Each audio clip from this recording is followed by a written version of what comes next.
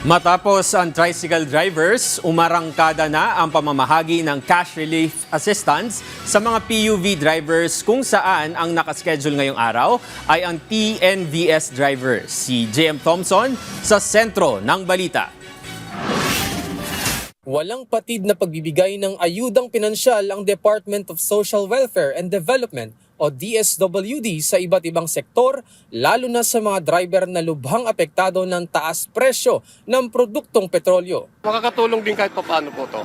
Sa loob po ng 8 days, makakatulong po ito. Pang gasolina lang po talaga namin to.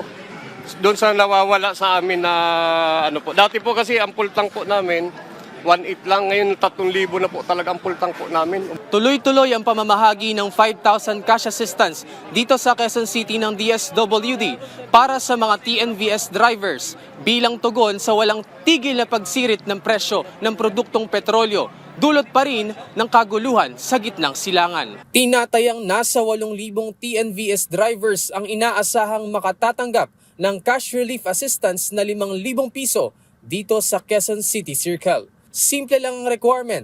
Kailangan dala mo ang original driver's license, ipa-photocopy ito at pirmahan ang photocopy ng 3 beses. Maayos naman ang sistemang ipinatutupad dito. May verification table kung saan makikita ang number ng benepisyaryo na nasa listahan at maaari nang makuha ang 5,000 pisong ayuda. Sakaling namang magkaroon ng aberya at wala ang iyong pangalan sa listahan, maaari itong idulog sa itinalagang help desk para malaman kung ano ang susunod mong hakbang para mapasama sa master list. Ang listahan na mayroon ng DSWD ay galing at beripikado ng Transport Network Companies o TNC at Land Transportation Franchising and Regulatory Board o LTFRB.